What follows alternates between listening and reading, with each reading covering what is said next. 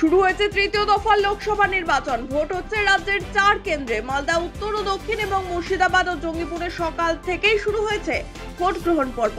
এখনো পর্যন্ত এই কেন্দ্রগুলির বেশিরভাগ বুথে শান্তিপূর্ণ ভোট হলেও সকাল থেকেই উত্তেজনা সৃষ্টি হয়েছে জঙ্গিপুরে। এদিন সকালে জঙ্গিপুরের নীলগ্রাম প্রাথমিক বিদ্যালয়ের 44 নম্বর বুথের সামনেই হাতাহাতিতে জড়ালেন বিজেপি প্রার্থী এবং তৃণমূল কংগ্রেসের ব্লক সভাপতি। জঙ্গিপুরে বুথের বাইরে ভোটারদের প্রভাবিত করার অভিযোগ ওঠে বিজেপি প্রার্থী ধনঞ্জয় ঘোষের বিরুদ্ধে। সেই ঘটনা আবার ভিডিও করতে শুরু করেন তৃণমূল কংগ্রেসের ব্লক সভাপতি গৌতম ঘোষ। সেটা দেখেই তেড়ে যান বিজেপি প্রার্থী। রীতিমতো বুথের সামনে হাতাহাতিতে জড়িয়ে পড়েন তারা। তারপরেই বিজেপি প্রার্থীকে সেখান থেকে সরিয়ে নিয়ে যাওয়া হয়। পুলিশ গিয়ে পরিস্থিতি নিয়ন্ত্রণে আনে। বুথের সামনে এই ধরনের ঘটনা ঘটায় ভোটারদের মধ্যে স্বাভাবিকভাবেই উত্তেজনা ছড়িয়েছে। বিজেপি প্রার্থী ধনঞ্জয় ঘোষের অভিযোগ, আমি বিজেপির একজন প্রার্থী, সে প্রার্থীতে যদি ও বুথের বাইরে দাদাগিরি করে, আমাকে যদি ঠেট করে, জনগণকে কি করতে পারে ভাবতে পারেন? একজন ব্লক প্রেসিডেন্ট একজন বিজেপি প্রার্থীকে বুথের 100 মিটারের মধ্যে কিরকম দাদাগিরি করছে, ভিডিও করছে। উনি কি করে অ্যালাউ করেছে? উনি কি করে? উনি দেখুন পুলিশের সঙ্গে কিভাবে গল্প করছে, কোন অর্ডারে করছে উনি? দেখুন কোন অর্ডারে গল্প করছে উনি।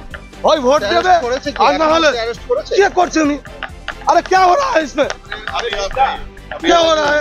अरे सुनिए, आपको जाने के लिए बोला है ना, आप जाइए, फिर आप बार बार पलट के क्यों आ रहे हैं? सर वो लोग मस्तन गुंडा लोग हैं सर। तुरंत जाइए। ठीक है, आप देखिए। যেটা বলা হচ্ছে যে আপনি নাকি ওনার উপরে চড়াও হয়েছে না,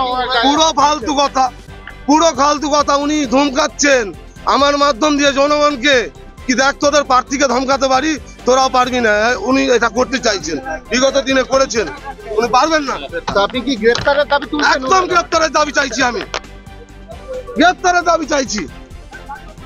উনি বিগত দিনে কি করেছেন আমি সবাই জানে, সব। উনার নাম পরিচয়? উনি ব্লক সভাপতি টিএমসির। আপনি কি গ্রেফতারের? অবশ্যই গ্রেফতারের দাবি চাইছি, পুলিশ মিশা আছে। তৃণমূলের তরফে পাল্টা অভিযোগ উঠেছে জঙ্গিপুরের বিজেপি প্রার্থী ধনঞ্জয় ঘোষের বিরুদ্ধে। এই ঘটনার ধিক্কার জানিয়েছে তৃণমূল।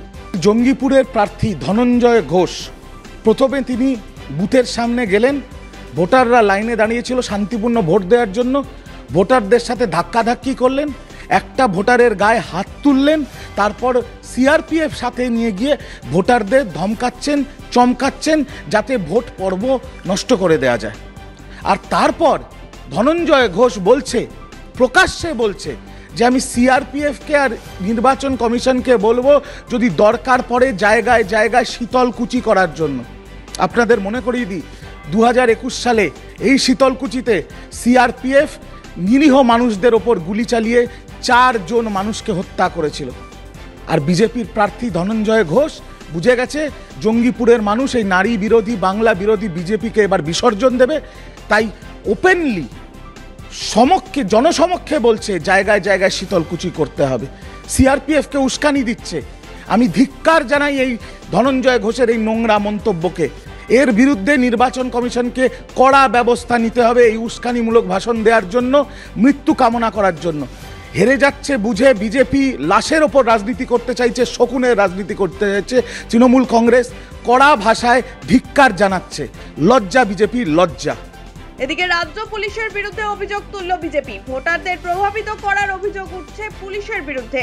শুধু তাই নয়, বিজেপির পোলিং এজেন্টকে বের করে দেওয়ার অভিযোগ উঠেছে। মালদা ইংরেজ বাজারের ঝলঝলিয়া শিশু নিকেতন বিদ্যালয়ের 91 নম্বর বুথের ঘটনা।